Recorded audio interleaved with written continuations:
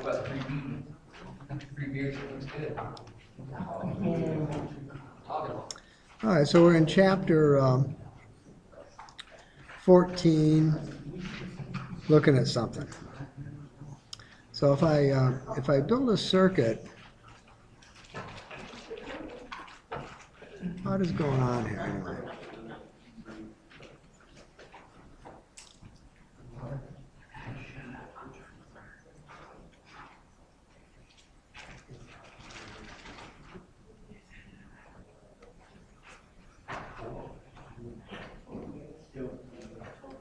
Hi, Holt.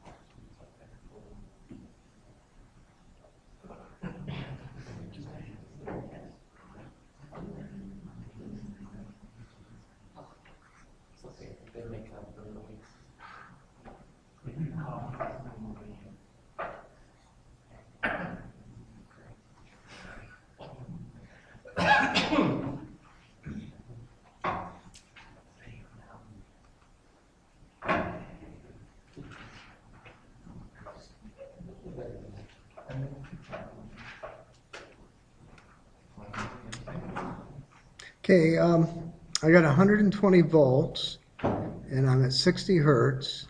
And when I turn on the voltage, when I turn this guy on, can you see, or is he too small? Small. Thank you. Better? Turn this guy on, and I'm going to pause him someplace. It appears that I have more than 120 volts. I have 120 volts RMS, I have 120 volts there, and I have some voltage here too. That doesn't look very good, does it? I'll come over here and change this to a different voltage, different frequency, and we turn it on. And that's interesting. I'm going to do it again. That was good.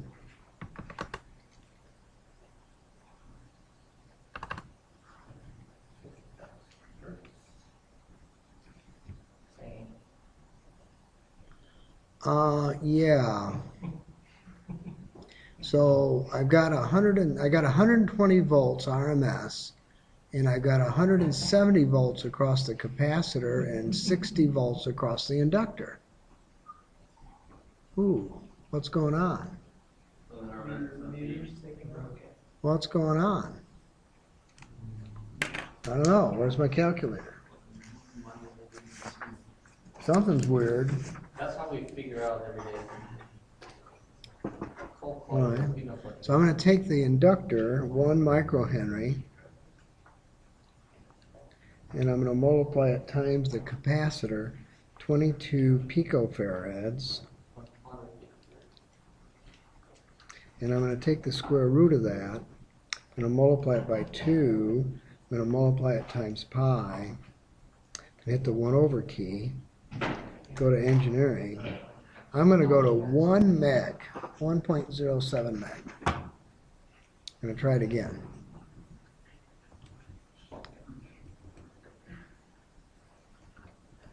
.07 meg. Oh, yeah. Now I've got 120 volts RMS going into this guy and 5.8 kilovolts on both the capacitor and the inductor. Okay, back in the good old days when we had tube-powered televisions, and you were going to repair them, you would go in with a screwdriver and discharge the capacitors before you'd go and play around on the inside, because there was 60, 70,000 volts inside that TV. And even if it was unplugged for a year, it would still have 60 to 70,000 volts on those capacitors. Say again? It doesn't hurt for long. It might not. Yeah. So the issue is that this guy here is in the negative imaginary number direction. That guy there is in the positive imaginary number directions. If I subtract those two from each other, what do I get? 120 volts. That's absolutely correct. But if I go and I discharge the capacitor across my body, what am I going to see? 5,800 volts. Yes, very, very interesting. So when we're dealing with inductors and capacitors, we need to be careful in what we do. We don't have to be afraid of them or anything, but we have to at least know what they're doing.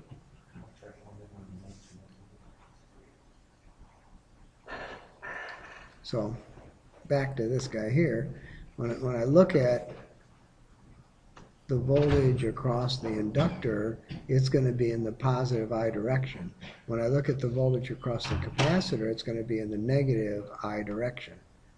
They're going to be in two different directions. The voltage across the resistor is going to be on the x-axis, the real axis.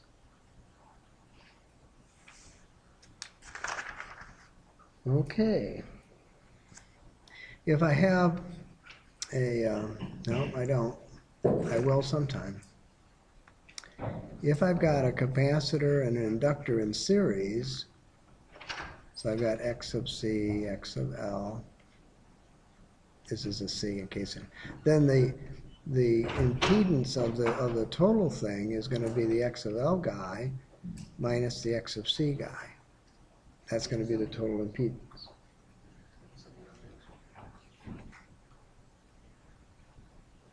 They're opposite to each other. So if I did the same picture of impedance, and this is the real axis for resistors, this is the X of C direction, that's the X of L direction. So these guys are going to cancel each other out. If I have a resistor, a capacitor, and an inductor in the same circuit, R, X of C, X of L, then my impedance is going to be the square root of R squared plus XL minus XC, the quantity squared, the difference between those two guys squared. That's how I'm going to calculate the impedance.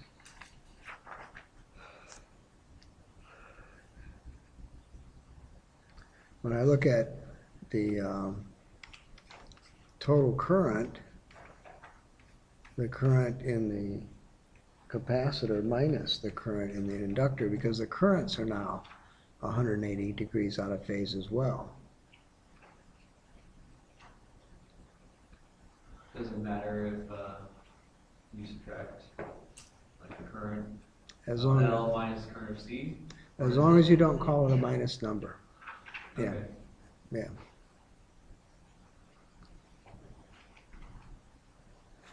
There are rules on the bottom of page 2 of 428 that I'm not bothering you with. Okay, well, what happens if I put these guys in parallel? Okay, so I take the same two guys, I turn these guys off, and I'm going to put these guys in parallel now. I'm going to run that guy to there, and we're going to run go to there. Now I'm in parallel. We aren't going to bother with the voltages because voltages in parallel are going to be the same. Boy, that's really messed up, isn't it? Is that better? Yeah, that's better. All right, but we're going to put a current. I'm going to put a current meter in here. We'll fix it. Okay, we'll fix it.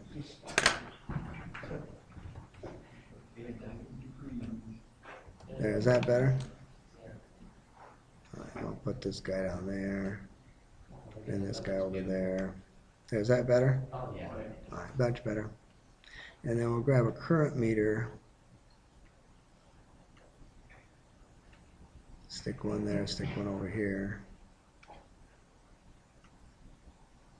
No, I don't want a third one.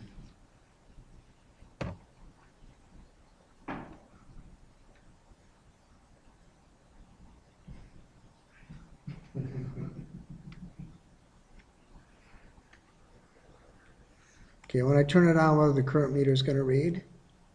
Nothing, because you have your current meter set DC. That's correct. They're not going to read anything because they're going to, it's in, well, it is reading a little bit. So I got some microamps DC here and so, yeah. But it's not reading what I want it to read because there had to be an AC meter.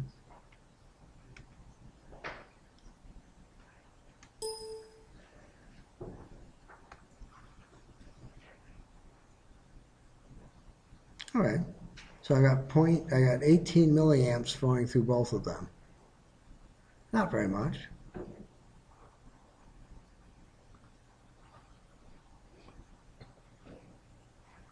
Maybe we ought to put one up here too. Put a current meter up there.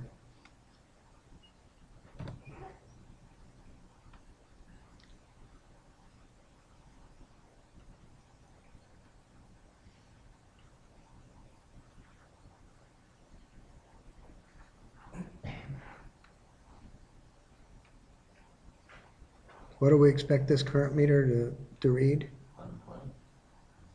Nothing, zero, zap, or nothing, because these guys should be different from each other and should not come up with much there. So I have 18 milliamps should be 36 milliamps, 0.36 milliamps. How can that be?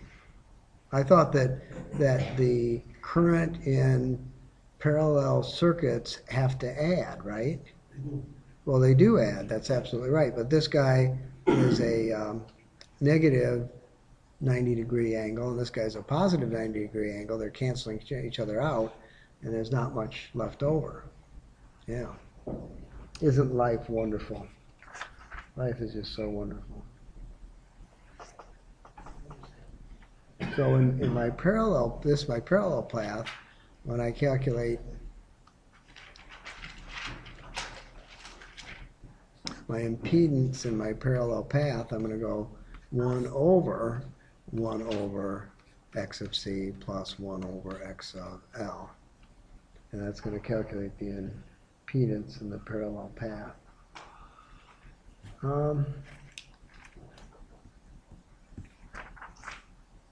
All right, next fun fact. Resonance. That's what I was doing in my calculator earlier. I was going the frequency that these guys are going to do their thing at is going to be 1 over 2 pi square root of LC. So that's how I calculated the 1.07 megahertz earlier to see where the worst case scenario was of these guys helping each other out. And it's 1.073. You mark it on like how you do on a calculator on the bottom, if you don't mind. Oh, I don't know. I would go L times C equals square root times 2 times third function pi equals 1 over key. Thank you, sir. Is that what you want? Thank you. That looks sort of like a plus sign, so we'll make it a star for multiplying. Okay, well that seems reasonable. I guess that's all there is. Let's see if we can find a problem to work.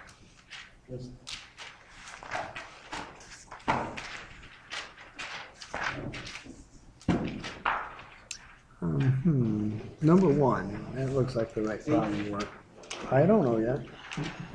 Page 455. So I'm looking at problem number 1. A series circuit. Okay, so I've got one of those guys and one of these guys. They're in series.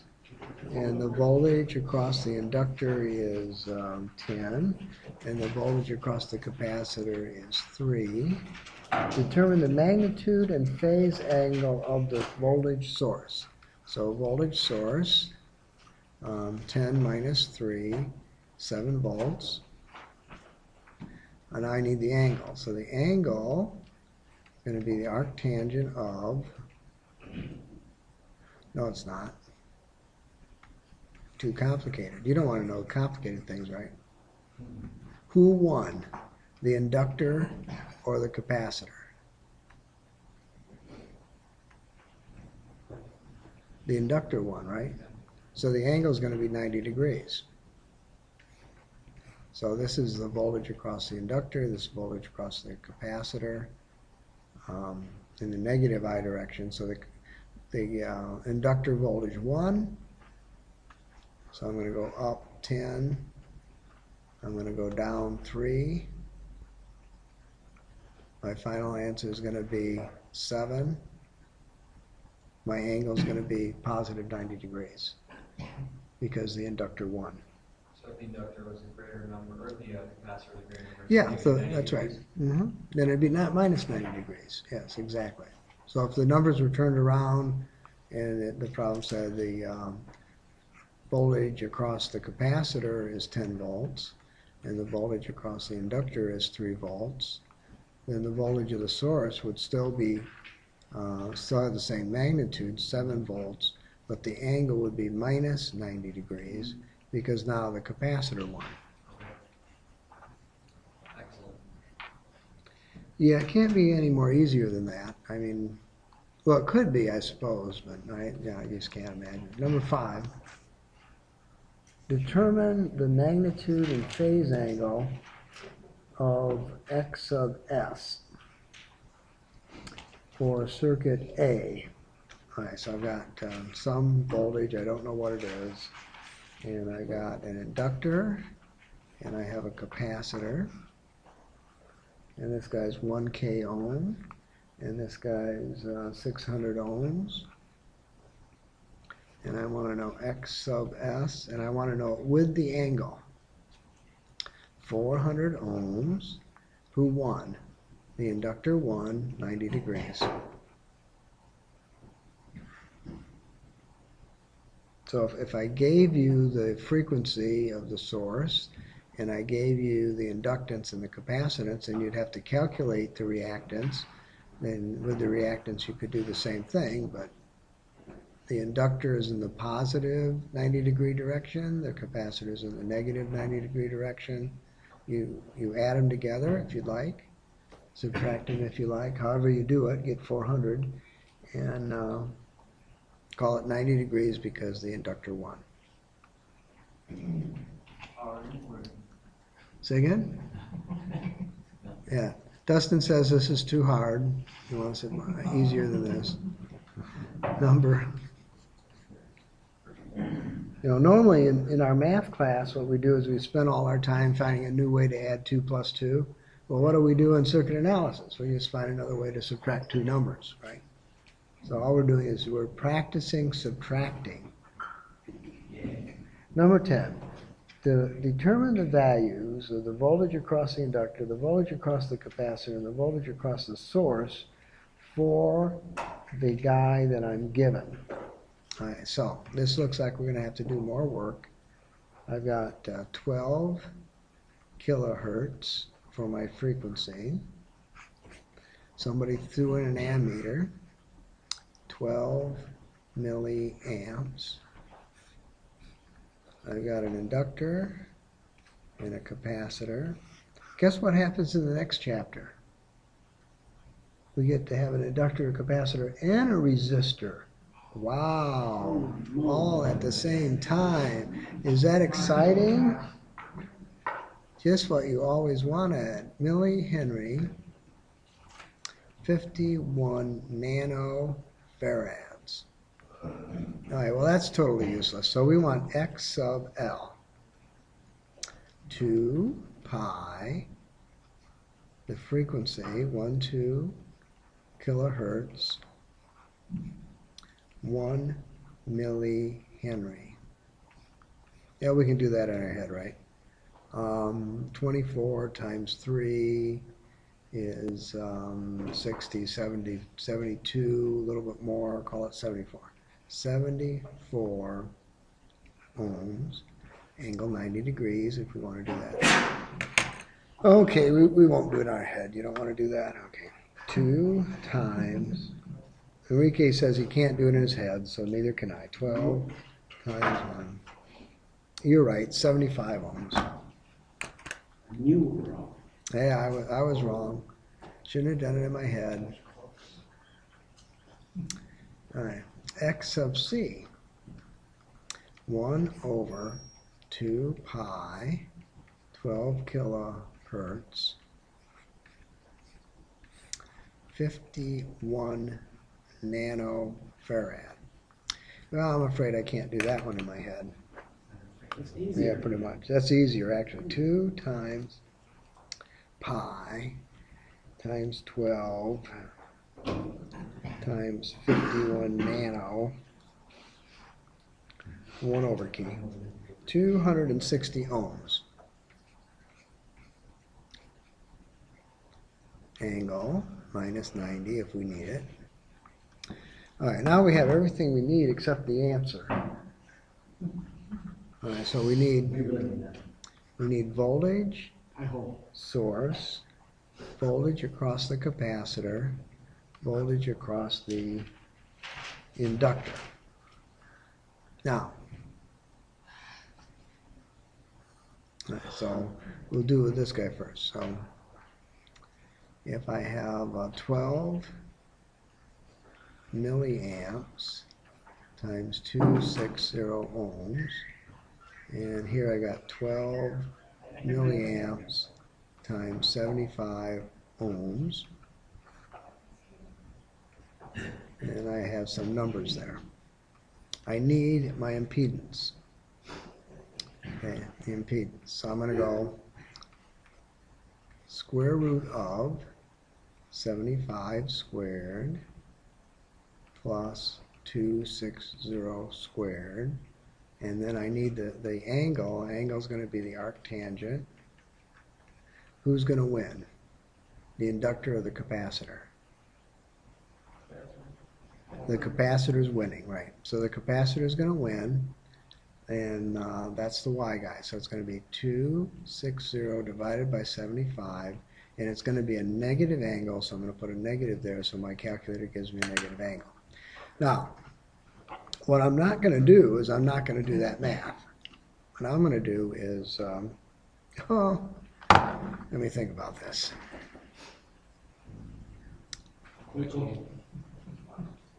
How much of this do I have to erase? I guess about all that I see, right? Yeah, probably. Okay, so we'll have to. Why? Because it's only 140. All right, so we're going to erase that. Now, the total impedance, X of C or L minus X of L, whoever wins, right? Whoever wins is going to get, so 260 minus 75. Is it 260? Yeah. All right, so that's 185 ohms, angle minus 90.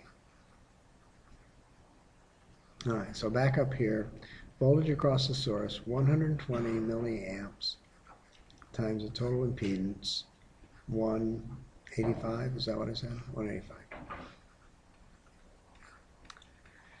All right, now we're ready to run things in our calculator. 185, what? Say 120 or you said 12 Where? on voltage source? I thought you said 120. 12 milliamps is what the problem has, because that's what's in the picture. I can see it right there. So 180 times 0.012, boom, 2.22 volts. Voltage across the capacitor, 0.012 times 260, 3 0.12 volts. 0.102 times 75, 0.9 volts. Okay, if I take this guy and I add it to that guy, do I get this guy? Yes, I do. Yeah. Do I need the phase angle or do I not? Determine the values. All right, well, we can throw in the phase angle. Capacitor 1, so this is going to be minus 90. The capacitor is always minus 90. And the inductor is going to be plus 90, but it doesn't matter because he lost.